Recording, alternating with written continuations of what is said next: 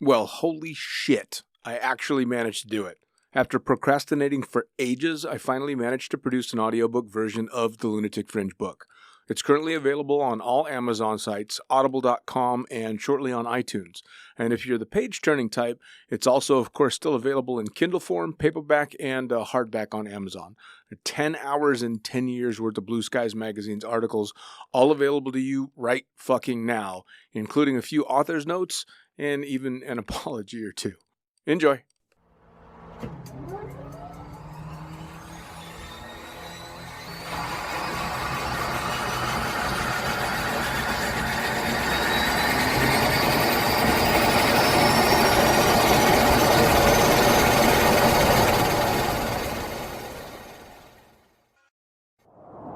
Blue skies call.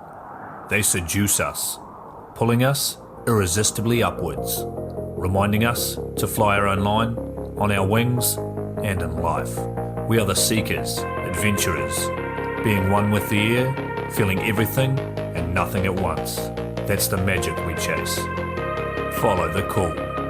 Find your pure, wild flight with NZ Aerosports. Of course, I absolutely love the NZ Aerosports business model. I mean, come on. One glance at an Icarus fuck yeah sticker and you know it lines up perfectly with the fucking pilot mentality.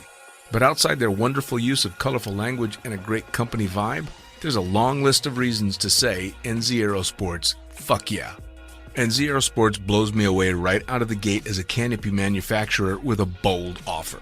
They give you 10 jumps on your brand new nylon to decide if you want to keep it, swap it out, or even return it for a refund. I mean, seriously, how incredible is that? That's like getting halfway through a prom and deciding you prefer the slightly racier date that goes down faster. Seriously, they do that. If you're not madly in love with your new canopy after 10 jumps, they'll let you swap it out for another size or model, or even get your money back. And the range of canopies they've got? Man, they've got a style canopy to fit every jumper and every situation with models you know and trust. Like the Sapphire 3, the perfect choice for the beginner or intermediate canopy pilot.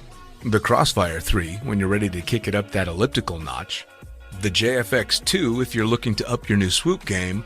The Leia as the workhorse and dirtwater dirt beast. Or the Petra. The Petra cranks out crazy power and is nothing short of a record breaker. But hey, it's not always about speed either. Take the Kraken. Built as a low pack volume canopy specifically with wingsuiting in mind, she gives you all the performance you're looking for with the reliability you need that'll have you itching for that next formation, rodeo, or puffy cloud. So, the equipment is top-of-the-line kick-ass stuff as you already know, but how about the team? Well, the customer service gang is there to sort you out whenever you need them. Maddie and Beto are always there to help with Jen holding the reins.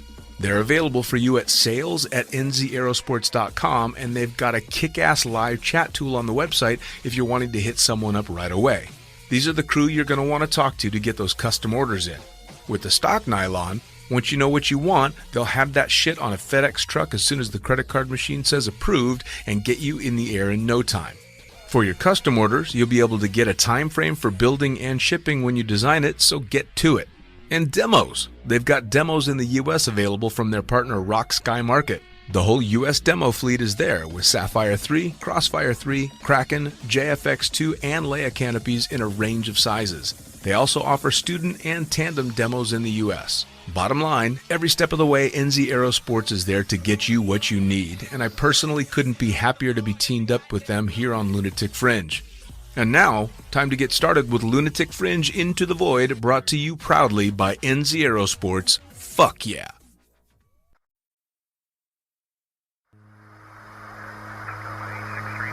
Coming straight from the cockpit, it's another episode of Lunatic Fringe with the fucking pilot.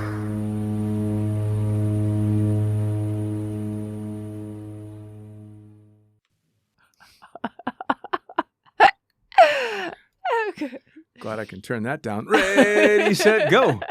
Back in the can for another edition of Lunatic Fringe Into the Void. Who the fuck are you? All right, what are you doing back in my studio?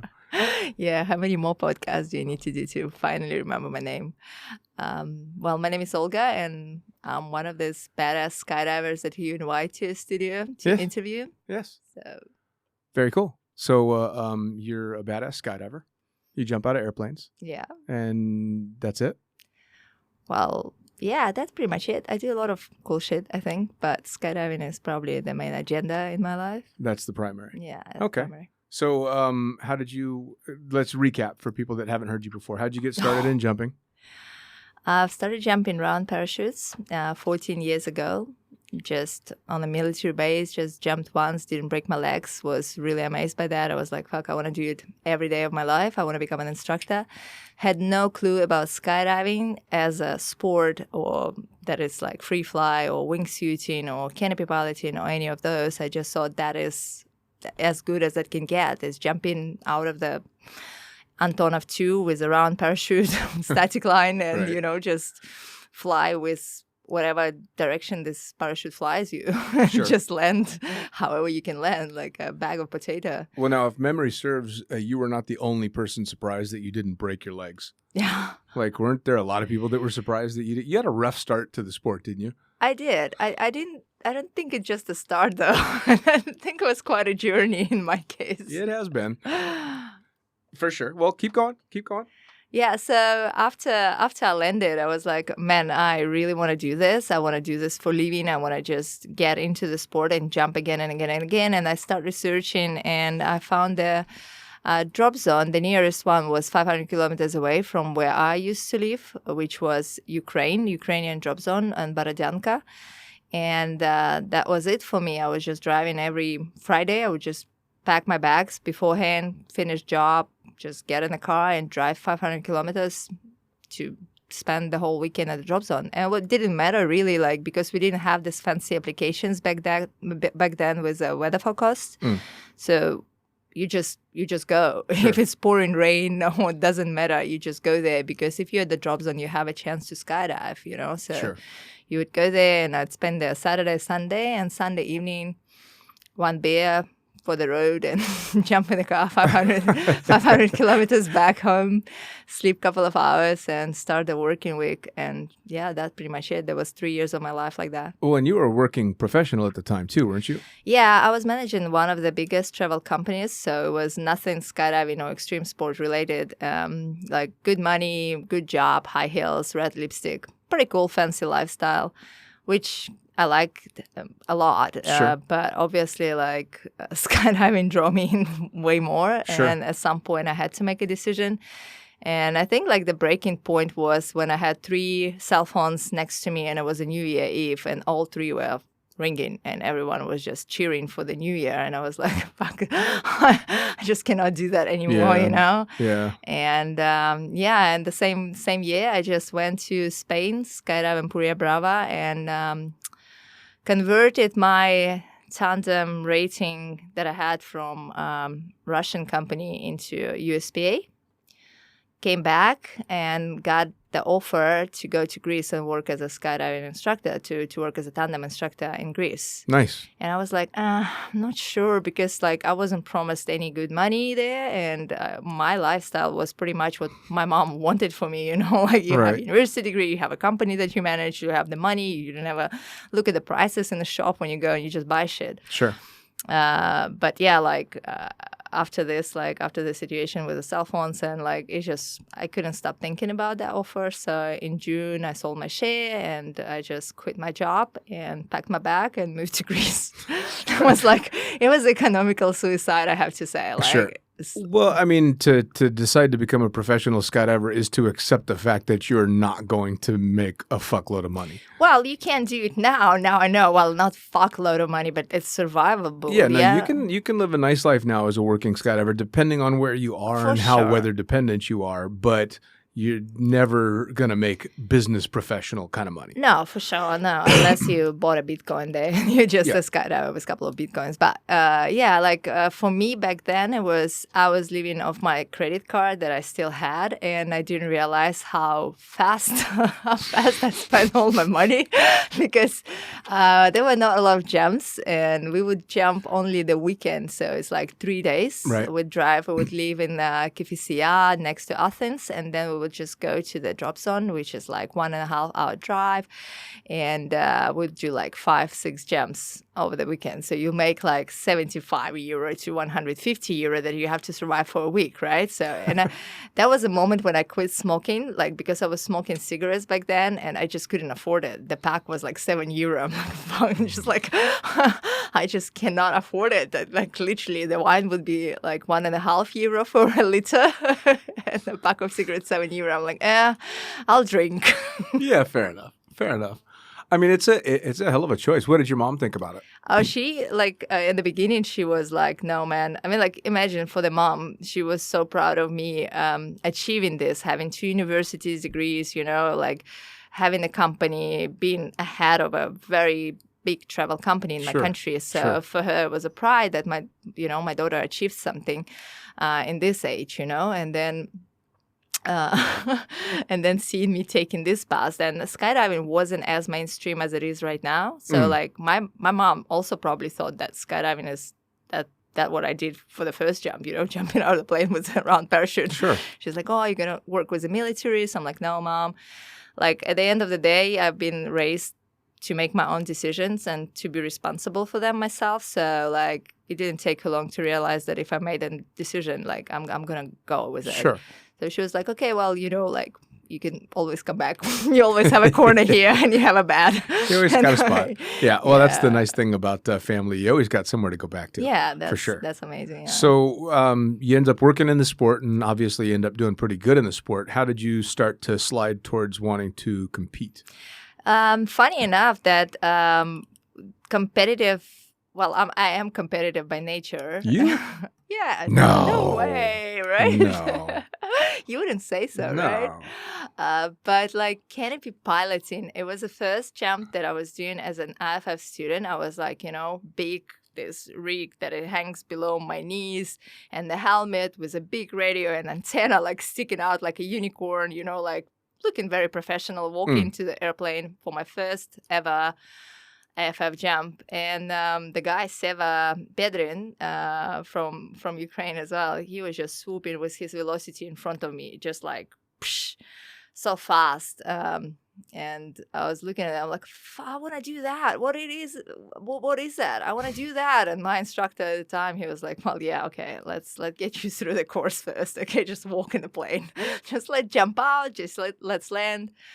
Yeah, but I knew that that's what I want to do. Like no other sport attracted me since then as much as canopy piloting. And that was always my goal from the first time that I've seen that. But it just took me a little bit longer than other people do. Yeah, I mean, you had a few issues canopy-wise over the years, yeah? Well, I'm being clumsy as well, a little bit, like a lot. Yeah. A little bit more than average human being. I've been witness to quite a few of those, and a lot of them not skydiving related. Yeah, I mean, like, I don't need much, you know? Like, I just need a flat space and a little, like, I don't know, anything sticking out of the ground. I still have myself. one of my favorite pictures of you. One of my absolute favorite pictures of you is the day you arrived at Bali for the first time. Gosh, and it's you, hilarious. I believe you're in the hospital having just gotten a wound with a massive scar above your eyebrow cleaned out because you were in the surf for like 2 minutes and took a surfboard to the face. It was just hilarious. I came to the Bali. Remember, it was like 15 of us and we came there like big group. I was so excited. I brought my surfboard. I was like, oh yeah, we got to surf. It was less than 24 hours. I got in the water. Yeah. In the spot that I wasn't ready for. It was like Gio and Mas were surfing there, but they surf way better than me. And I just had a collision like within like 2 minutes. I just, that's my wave. And that's it. The next thing I'm kind of crawling down to the beach and I see like the blood is dripping on my board and I'm afraid to look at the mirror. Yep. A lot of us ended up bloody surfing in Bali though. I mean, because I did. I ended up getting stitches. Nitka ended up taking a fin to the calf. He had to have stitches. Shit, yeah. Yeah. And although Ours were a little bit more dramatic than yours. You like literally didn't catch a wave. You just took a board to the face. Well, I kind of did. Like, I was there. I was pedaling, and then I saw another surfer pedaling in. Right. And, like, I had a priority, right? Sure. So I'm like, but I freaked out. It's just like, that's what, after that, actually, it was a good lesson for me. If you commit to something, just go full power. Don't back off. Sure. Because it's like a fire jump that I had, Like, if you would commit to something, you just have to go. If you have a second thought, you're probably going to fuck yourself up. So Sure. Well, but I was still talking about the stuff that happens outside of skydiving. Like you just got back recently from a trip to Thailand because you got very much into Muay Thai, and we'll talk some about that. Cool. But the injury that you sustained was not to do with Muay Thai, because I saw you hanging out like a week after you got back and noticed a dent in your head. What did I have in my head? Oh my gosh. I shouldn't ever send you any photos, eh? Like, yeah, it was the first week, man. It was the first week we went for a Muay Thai trip, and man, the training was intense. Like, it's like I trained 5 hours a day, like at least. I know. And it was badass. Yeah, it was proper badass. I think I was the fittest I've ever been. Like, and then I just walked into the glass door. Have a massive cut on my nose and have a dump on my forehead, and it was staying there for like weeks. Yeah. It was so big. Yeah. And, I know, because I noticed it. Yeah, and the next day I came to a training, and my coach is like, "Oh, just say that you got an elbow." Like, I just love the fact that you go all the way to Thailand. You spend a month in Thailand training 5 hours a day, fighting people 5 fucking hours a day, and kicking shit, but you end up getting floored by a glass door. Yeah, I'm not surprised anymore. Like, that's just, like, that's just a regular Olga life. Yeah. But I mean, if you listed all of those things, you would not immediately, if you didn't know you wouldn't read all those things and go, oh, I bet that person's a competitive athlete. Well, that was a journey that person as well. rode the short bus to school, I mean, is what you'd think. Yeah, but if you think about that, even in the competition, but it just, I think it trains you to become a stronger mentally person. Like, let's put it this, there's got to be a silver lining everywhere, because like otherwise, remember this competition when I was going to the airplane on the crutches, jumping off the plane, Oh, and I people remember. would just bring the crutches on the landing area. If I wouldn't get injured so many times before, I don't think I'll do that. I'd be like, oh my God, I have a bruise. I got to sit it down. But I don't know. Like, it's just part of my life. When do you not have a bruise? I don't know. I can't really tell you. Like, no. I mean, probably. if I didn't know you as well as I do, most of the times that I see you, I would think you're a victim of spousal abuse or something. Well, yeah, man. Because you're just bruised all the time. Yeah, I know, but I'm a worse enemy to myself. So Yeah, it's okay. I'm a hazard to myself. So That's let's put it that way. That's all right. Well, and I'm always so gentle with the way I caution you about things. Oh, I for know. sure, especially when you're just like visiting me in the hospital another time. Well, all right, so I Okay. take offense to that one though, because you had frapped yourself in, you broke a rib, punctured a fucking lung, hooking yourself in, and we come to visit you in the hospital, and you're laying in the hospital bed with a chest tube coming out of you on your phone, designing the colors on your new downsized canopy. In my defense, that was one of very not many injuries that were related to skydiving. Okay, Yeah. so to me it was just like, okay, that's just the lung. The lung is just collapsed. So we gotta fix that. By the time it fixed, my canopy is gonna be ready. Yeah. Well, the injuries that you've had skydiving related, sure, they happen, especially when you're pushing the limits as much as you do in regard to that. But and like any skydiver, you've had just the bizarre injuries, that a twisted ankle or that because you hit a pothole on the landing Yeah, area. for sure. That shit happens. But where you push it is trying to get back in much quicker than a lot of people do. Your latest ankle thing was a great example of that, in that you just didn't let it heal before you started jumping again. Now, I'll tell you what, it was not like, so Matt Mounting, he had the same injury like me. And so he took his medal out, and I was chatting with him like a few months before I took my medal out. Right. And I'm like, Matt, you took the medal out. How long did you let it heal? Because doctor said 3 weeks, but I'm thinking about 2 weeks, like I'm being smart now, And Matt is like, nah, really, after 10 days, I was skiing. And I'm like, fuck, skiing is brutal, like skydiving compared to skiing, it's like, easy. But then what he didn't tell me, what Nick told me after, that he also had an infection in his wound after because it's just not skin. Yeah, the bone could handle it, but the whole thing. So yeah, I wasn't really smart about it. I started running on the second day. I went to Muay Thai after a week. And I think like what caused the inflammation and the infection is me just like Kicking the sweat outside, like sweat and, like being outside and the dirt and the dust and taking all of that and not taking doctor's advice. Taking a limb that's just had surgery, swinging it vigorously and slamming it into solid objects. I was taking it easy. I was taking it easy that's in you. my defense. That's you taking it easy. Yeah, we had the whole podcast about my injuries. Stop it. I know. Well, no, we're just touching base on all this stuff. It's funny that the base. we were talking off the podcast about how long it took you to get used to my sense of humor in regard to you. Oh boy! Because I give you so much shit for it. Do you think I got used to? Yeah, I just don't give a fuck anymore. Because it used to make you so mad, but only you would be running around with a six-pack and get upset because I called you fat. Yeah, well, we all have our insecurities, okay? Maybe I just had pizza the other day and it shows up, I don't know. For fuck's sake. I don't know. I'm just a girl, I just want guys to call me pretty. I don't want to be called fat. Yeah. Well, no, you're very pretty for a girl your size. See, that shit's funny. Come on. Here we go. So you got into all this different stuff, but you got into Muay Thai recently and you went full bore in it. So tell me what got that started.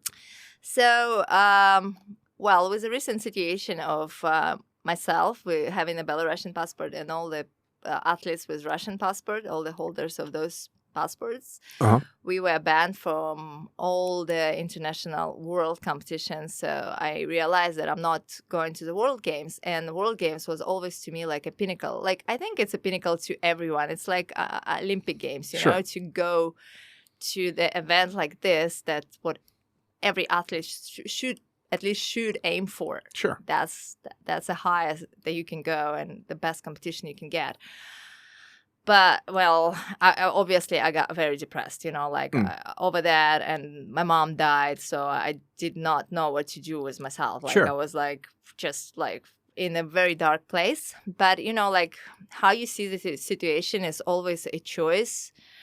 And it's really, really easy not to be positive about, every bad shit that happens to you. So I decided, okay, if I cannot do that or I have to do something with myself, I have to find something else. And the place that I run every morning in this area, they open a new gym. And I just was running every day and looking at the gym that had been open. And I'm like, okay, I'm just going to go and check it out because I've never wanted to do martial arts. I've never even considered to do martial arts because once I've tried boxing and it was little gloves and just very high intensity music and we were dancing there pretty much and sometimes punching the bag. And I'm like, fuck, that's not for me. Right. And I was hooked from the first time. It was just such a relief mentally. I think due to going through the process of accepting my mom's death and then also finding something to look for when you cannot do what you love the most. Sure. I didn't have any perspective of competing in skydiving. So I was like, okay, well, there is a perspective for me of competing in this discipline, in Muay Thai. I can get better and I can fight, you know? And I'm a person, I cannot go without a goal. I need a goal in my life. I cannot just go and fun jump or I just fly in a tunnel or, I don't know, just run without having a bigger goal. If I run, I know that I have a race. Yeah. Sure. If I swoop every day, I love swooping a lot, but without a goal, it's very hard to stay motivated. And I lost this motivation with swooping, and I just got this motivation with fighting, I guess. And that's why I was pushing hard. And with everything I do, I just go full power and I just triple on my training. I was doing 9 hours of Muay Thai a week, plus the running, plus the strengths, just boom, boom, boom, boom. Then Thailand, so yeah, let's see. I'm having my first fight next month. And hope I still have my teeth after that. I don't know. So, I mean, this is something you definitely want to continue and continue to compete. Yeah, I think it's gonna stay because after skydiving, nothing actually grabbed my attention. No other sport, I'd say, would grab my attention as much as Muay Thai did. Nice. Like, I didn't find, like, I would try everything. I'll try this and that and that. And I like it, but it wouldn't stick, Like, you just go like, yeah, it's cool. I tried it. Move on, Like, I still have skydiving. But after skydiving, Muay Thai would be the second favorite thing. So, like, yeah, I'm definitely planning on getting better and just, like, I just want to do my first fight. I don't even know if I'll like it. Maybe, like, I'll be on the rink and the girl punch me in the face and I'll be like, what the fuck, bitch? What about the girl power? Like, I don't know. Or like, Olga, play that. I don't know. That'd be kind of funny. You get punched once and you go, oh, what? Wait, shit. Is that what we do now? Oh, yeah, this isn't quite as much fun. Yeah. Well, it's just cool to see you do something that you're sticking with, because I know that you tend to always be looking for something more. Yeah. Hey, what's over here? What's over there? I mean, I've still got a helmet that's sanded down shit. for what, a year and a half now? And it's still on the cards. I didn't drop the idea of airbrushing. I still love it. It's just hard to find time because I only have 24 hours, and I use those like 7 hours to sleep. So it's really difficult, but you'll get it. You'll get it. At Like some point. for those who doesn't know, it's I started airbrushing after I broke my ankle. It was a year and a half ago now, and obviously for last Dean's birthday, I needed to get a present. I'm like, oh, I'm gonna be so, I'm just gonna get him the best present ever. I gave him a certificate of me airbrushing his helmet, and I have the idea. I have a sketch.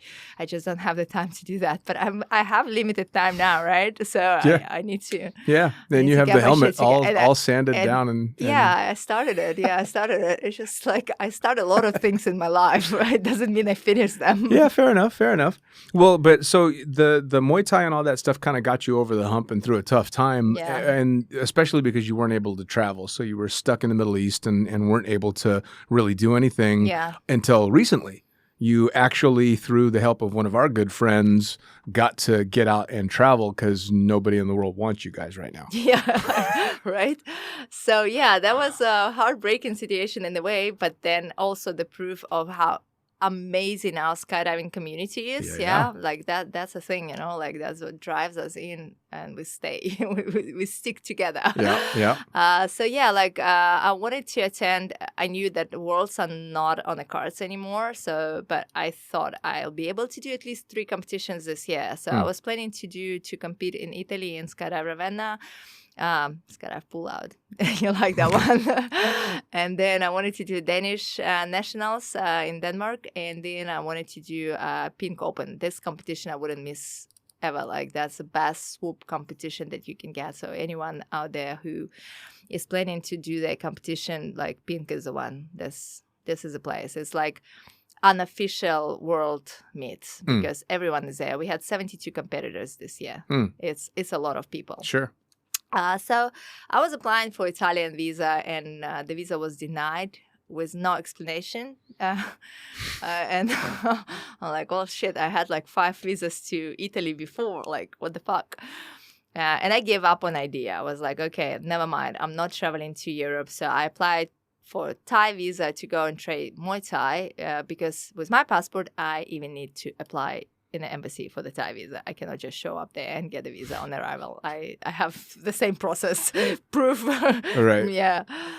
And but then our common friend Nitka, I can love this guy. Yeah. Yeah. He is, If you're looking for a great podcast to listen to, go back and find Goraz Nitka.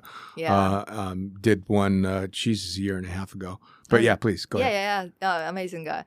And he saw me posting something about not getting visa, and he actually sent me a message. He is like, "Hey, no, like I can try to get you a Slovenian visa because he manages now as Skydive Bovek."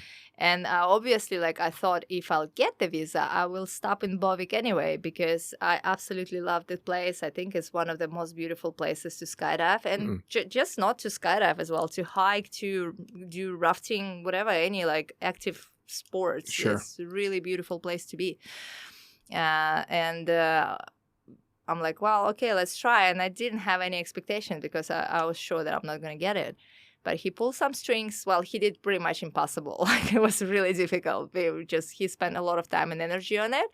And I got the visa. Nice. And I was like, okay, so like now I have the visa. And you know, like how it is when you already have another plan, but now you're like back to the plan that you have before the other plan. And you're like, oh shit, now remotivate myself once again. So I managed to go to Bolvik and to Czech Republic for a Pink Open. Which is hilarious because just before then you'd been saying, no, I'm just going to try and go travel. And even when he pulled the strings, you're like, I'm going to go and just watch. I'm not going to compete because I'm not current and I haven't been training. And then the next message I get is, yeah, I'm totally fucking competing. Yeah, but I think it's just like also, you know, I'm ashamed to say, but in Thailand, I even thought that I don't want to swoop anymore. Like, because I've lost the motivation, I've lost the goal, I've lost like this kind of drive of doing it. You know, like when you have a goal and you're like, oh, I want to be better, I want to go to the worlds, I want to go and do this competition and this competition. And then like all the competition that I want to do, like you just cannot do for some fucking stupid reason because you have a passport that is not welcome there. So I was like really upset about that. And I was like, okay, maybe I should just focus on other things, you know, rather than just get upset about me not being able to swoop. But I'm super happy. I'm really happy that I went there because like I was debating. One of the reasons I didn't want to go because I didn't train and I didn't want to just go there and perform mediocre, you know, like just to be somewhere in the middle, which I ended up anyways. But it was predictable. Like I knew that I'm gonna be there, but I was like, no, but I want to be like in the top 20, you know, like 15, you know, somewhere there, like not top 45 or top 35, whatever. But the moment I arrived to a drop zone, seeing all my friends, you know, seeing swoopers, that we became friends. We close. We love to see each other. We love to hang out together, jumping together. I just like, it took me one jump to like, fuck it, you know, like there's no doubts. And I have to just remember that next year if I'll have the same doubts. But I think like this competition, Pink Open in Klatovy, this worth, even if it's going to be one competition a year to train for and to try your best to go for, that's a competition you should. Well, now, how did you feel getting into the competition knowing that you hadn't been training? Were you nervous or did you get back into the swing of things I mean, you didn't perform the way you wanted to, but how did you feel? I felt very... Like, no, I did not feel nervous at all because it was the first time that I didn't have any expectations and I didn't have any pressure, you know, on myself. I knew I'm not going to show the best result. I'm not going to perform as good as I can. So I was like, oh, fuck it. I'll just go with the flow, you know, like I'll just going to get in there and just try to enjoy. And even like normally I get devastated if I get the zero. I'm getting like, fuck, it just takes me time to get over it, you know? Like this time I got a zero in distance, subverted, exit gate. And I was like, yeah, zero. Okay, well, I mean, like it wasn't, okay, I was upset for half an hour, but not like half a day, you know? Like I was upset a little bit. Sure. Also, it was really cool because they now, this year, they did a freestyle competition as well after the comp. We had the famous pink curve distance round, which is like really cool. It's a round. It's like you can do this or not do this. It's voluntary. Like after the competition, it's an extra round, which you do the speed course pretty much, but the exit gate is very narrow. It's like, well, your size, you'd probably go sideways, like fly through there. It's really narrow, and then you just have to fly as far as you can. Like, it's a pretty cool one. And after this one, we had 3 rounds of freestyle. So I wasn't expecting to do freestyle, so I didn't even bring my freestyle canopy, and because I had no pressure on myself, I was like, oh, fuck it, I'll just fly my Petra. And I've never, like, I know people doing freestyle on Petra, but I've never done any freestyle moves on my Petra. So I wasn't sure. And until my feet will touch the water, I did not know if I'm going to bail or not. I was just motivating myself this way. I'm like, okay, you just go. You just touch the water, see how you feel, send it. Or the worst case scenario, you bail, you know, like. And yeah, it was a lot of fun. I ended up swimming on the last run. Nice. Yeah, it was a Well, lot those of are the fun. crowd favorites. Oh Anyway. yeah, oh yeah. That's But- what people. That's like going to a race car track. You don't go to watch the cars go in a circle. You want to see them hit the wall. For sure. But I also prepared well. I had my bikini on, so the moment I got out of the water, I just took my swim Of pants. course you did. So I took everything off. So started drying my parachute, like bikini on. Guys brought me a beer, so it was course. perfect. And why not?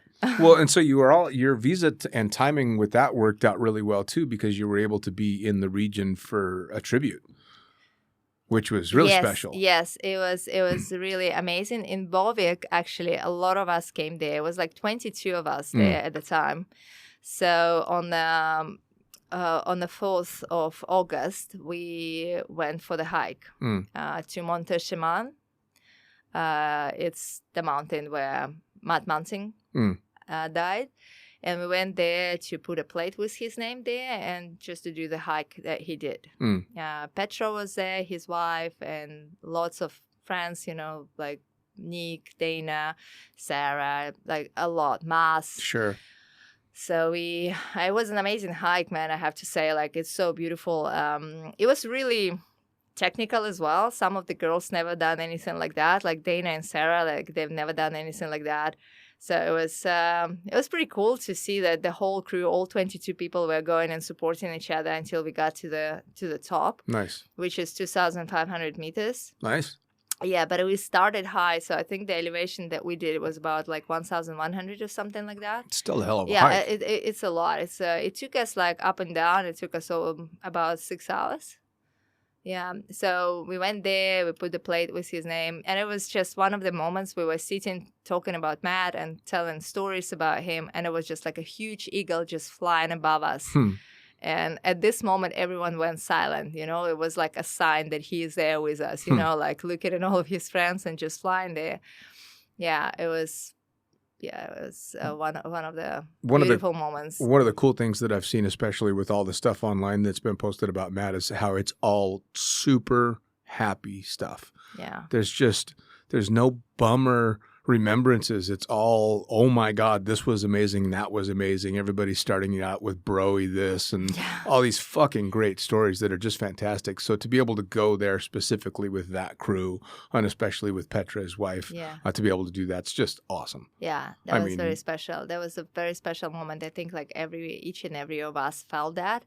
Is just sharing this hike all together with people who knew him, who appreciated him, with people who loved him. Sure. And then this eagle, and then we had a few beers, and put the plate, and it was just like, it was unity, like in the best scenario that you can imagine. It was just beautiful. Yeah, that's a hell of a send-off. Yeah, it was, Super cool. Well, so what's next? I mean, you're going to get the shit kicked out of you here next week. Next month, okay? Give me some time. I'm not next ready. month. Yeah. Next month, okay. Yeah. And what next? I don't know. I have some projects here, like My helmet? your helmet for sure on the cars. Well, now my friend Alberto is pushing me quite a lot. And my friend Cornelia, of course, she also pushes me quite a lot, but it's normal to start flying head down. Nice. Like I'm pretty, like I'm okay with flying head down in a tunnel, but I'm never been a fan of free fly. And like people like, hey, you should do this, and you're like, oh, don't tell me what I should do. I know what I should do. Like if I don't do that, that's for a reason, because I have another shit to do. You're okay? like a kid who you should do that. Don't fucking tell me what to do. Yeah, but I mean, like, hey, I've been here for a while. I know what I like and what I do not like in the sport, right? But anyway, now it's just like, especially when people, our friends, quite a lot of people from the place where I work, went to this 200 way.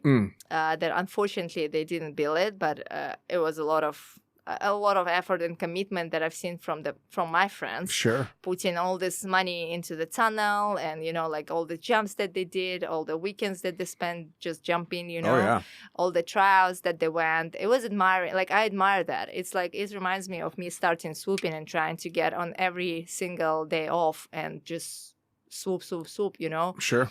no compromises between swooping and personal life. It was just like, yeah, I'm going swooping, you know, Right, like whatever. And same with them. And it was like really cool to see so many people like dedicated so much time and effort and money. Now, obviously, the record is moved to 3 years from now, 2025. And I'm not saying I want to go there. That's not my goal. But my goal is just to be able to get out like on any stuff load that we have or any fun jumps that they have, and they go and do free fly or head down. That I just want to be able to jump on any jump possible and be able to do what they do. That's my goal. But obviously, there are some plans about building a female record, not a female record, but a female formations with my friends, and be cool as well to fly with them. So yeah, that's like skydiving wise. This obviously swooping. Next year there is a big possibility that I'm gonna do a base course. For fuck's sake. I did not want to bring it up because I know you telling me for the past 7 years that you don't want to do that, but I have a very special person that actually kind of was supporting me in this. You lost a fight with a glass door. you know, so how big are the chances for me to hit the wall in, I don't know, in Brento? Fucking with your luck, 50-50. I know, but for fuck's sake, you walked through a glass door and a surfboard put you in the hospital the first day you were in Bali, and you want to go jump off mountains. No, I'm taking it very easy. I contact the best coach out there, according to my friends, David Lafog, and he kind of like, I think he takes it very, very calm and conservative, and that's exactly what I need when it comes to base jumping. And it's going to be like, if it's going to happen, it's going to be a course in Croatia of the bridge and then Brento. So it's going to be very easy. Don't worry, I'm not going to keep you updated about that, Dean. Fuck. Jesus Christ, just what I need. So base jumping, head down, swooping for sure. I got my Kraken, so obviously I want to send some wingsuit in. See, like I'm fucking busy. I don't know how to find time for all of that now. And you just started deciding to part-time train for stunts.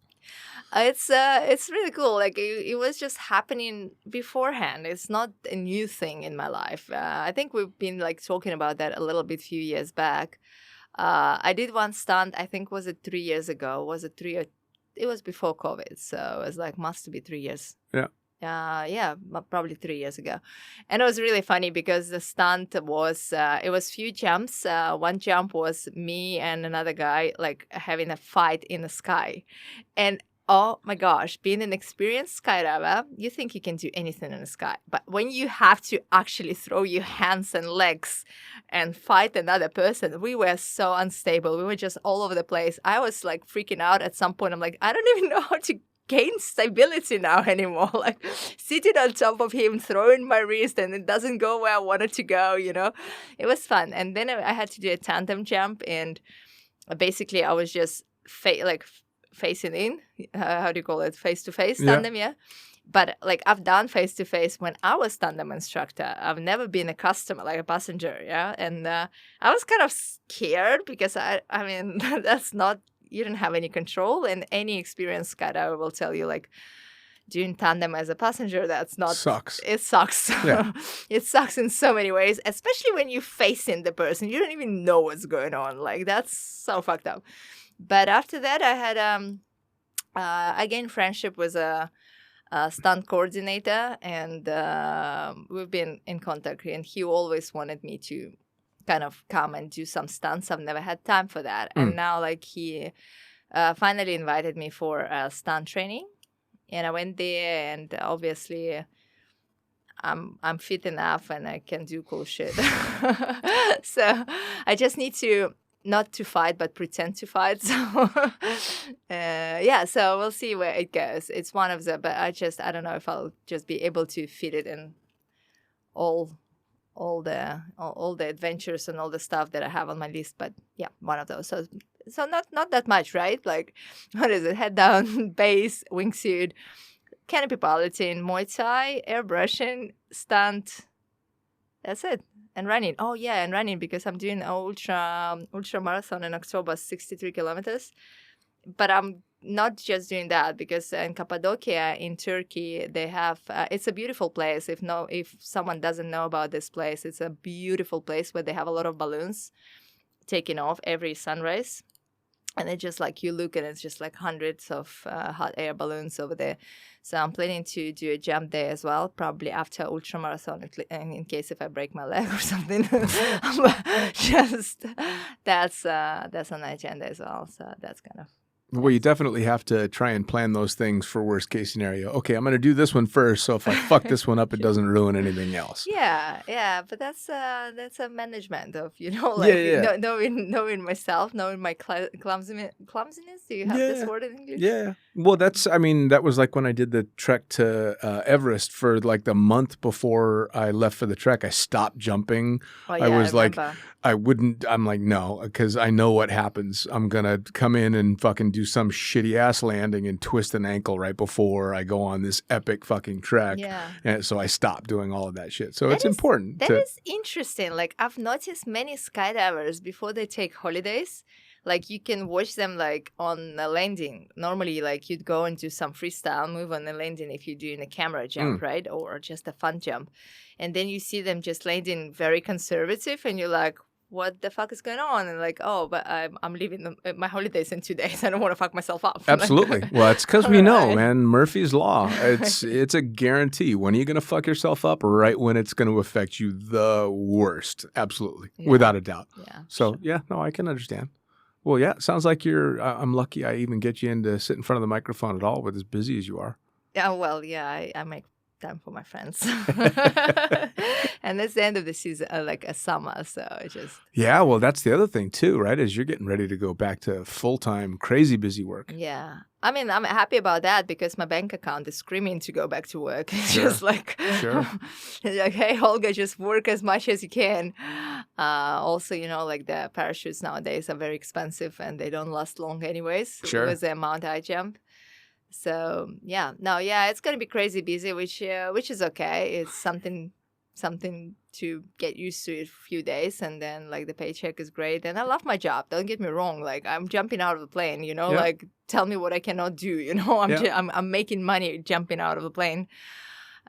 So that's a pretty cool job. I can't complain about that. Yeah. I mean, you'll be back to, once you get back into that schedule for you guys, you just get back into the groove. It's very easy when we go into our slow season, because our slow season is quite slow and it's very short days and not as many days of the week. So it's easy to get into that mode, and getting back into the busy stuff is tough. Yeah. It can be hard to shift back into that, which is why I'm not going to do it.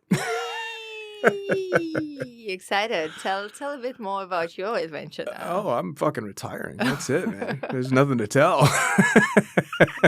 That's it. I'm not going to do that. I'm going to do this. I'm going to talk about the shit I used to do. So you're not going to be a fucking pilot. You're going to be just a fucking asshole? Well, that's not going to change. Fucking princess? That's not going to change. Yeah. I was an asshole before I was a pilot. Okay, true. There's nothing different there. But do you think you're not going to miss flying?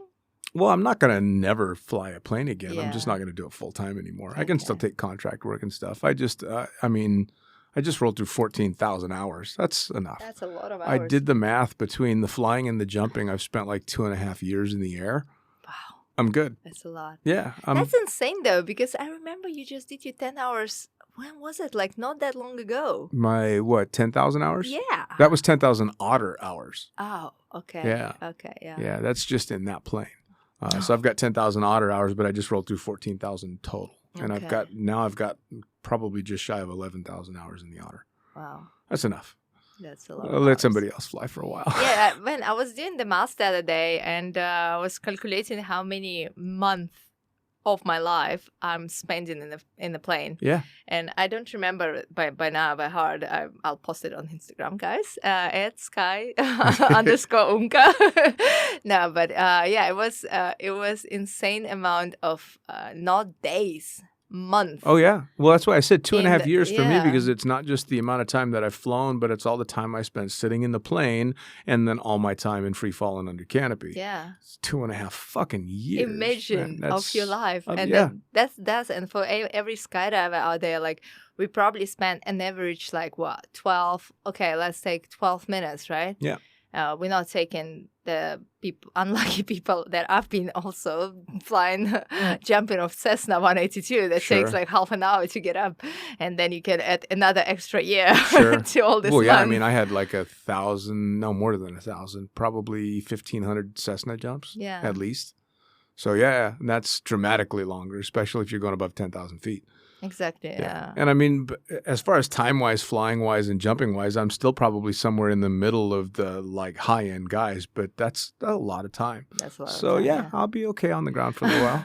And it just opens up the opportunity to do more things, as well as be able to talk to more people like you, because right now I have to split it between actually doing the job instead of just talking about it. So I'm just going to talk about it. Yeah, that's pretty cool. So, like when I was on the ground with like any injuries that I get, like injuries are different, but like with, for instance, being grounded during Muay Thai, for instance, and I felt like, oh fuck, I don't even miss skydiving, because when you're busy with something, like you don't miss other stuff in Sure. your life. You can focus on something that really drives your attention and like Sure. that you really like. And during this months of Thailand, I wasn't missing skydive at all Sure. until I jumped. Yeah, of course. And then you're like, fuck, that's why I love it. That's why I'm doing it. That's like, that's my world. That's where I belong. Sure. It's funny enough that like a month I did not, but then I start like having this like, oh, maybe a little bit, maybe I miss it a little bit. Sure. I think that was going to happen to you. It'd be like hearing the plane in the sky, like, Well, I'll always be a fun jumper. Just a lazy, Oh, fucking. can you invite me on your first fucking fun jump? Because Yeah. it's been a while now. Been a little over a year because of all the surgeries and stuff. Yeah. Yeah, which is not that long, really. I mean, it's a lot of people had to take that much time off just because of COVID. So. No, true. Yeah. True. There are so many people that couldn't skydive. Yeah. Plus, I gotta buy a bigger parachute. No more fucking 2-digit parachutes for me. I have Kraken 120. Yeah, no, I'll find something. So I'll get NZ Aerosports to build me a nice soft opening, good one. Special edition for That's Dean, it. right? They'll just call it the Princess. Oh wow, that actually, that could There be you go. a good There name. There you go. Yeah. So give them all the social media. How do they find you? How do people follow you? Find out what you're doing with getting your ass kicked by Muay Thai people in glass doors and jumping out of airplanes and swooping and all that. Well, yeah, mostly I'm on Instagram. It's at @sky_umka. But sometimes I can be on Facebook, Olga Naumova, but mostly I use Instagram account, so that's probably the easiest way to reach me. Cool. Yeah. So back at it. Enjoy the season. Woo. Kick ass, and we'll catch up with you and find out how all the head down stuff is coming for 2025. So and stay tuned for the next podcast. for the next one, it's either going to be the next record or the next broken bone. Oh shit! Maybe it would be neither. Maybe You're it would just be like a about to good days. You're talking about a base course. We're going to talk about something broken at some point. Okay, will do. Maybe not me though. Love you. Bye. Love you too. Bye. Ciao. And there you have it. Another episode of Lunatic Fringe Into the Void, brought to you as always by, and say it with me, fuck yeah, NZ Aerosports. Head to nzaerosports.com. By Pussfoot. That's right, head to pussfoot.com, the extreme sports collective, and check out everything they've got to offer. By summitparachutesystems.com. Jarrett Martin and the family cranking out amazing pilot rigs, as well as incredible rigging courses. And now joining the Lunatic team, it's the one and only Tony Suits. You know him, you love him. Head to tonysuit.com. Check out all the amazing standards, as well as the new incredible signature line they've got going on. And as for us, the Lunatic Fringe is now on YouTube. That's right, you're going to have the chance to put faces to the audio by heading to youtube.com and looking up the Lunatic Fringe podcast. It's easy. Hit the like button, hit the subscribe button, check out all the amazing videos from the previous guests that we've had, as well as new and upcoming interviews on video. As always, I am the fucking pilot. Head to thefuckingpilot.net or theprincesspilot.com. Thanks for joining. We'll see you next time around.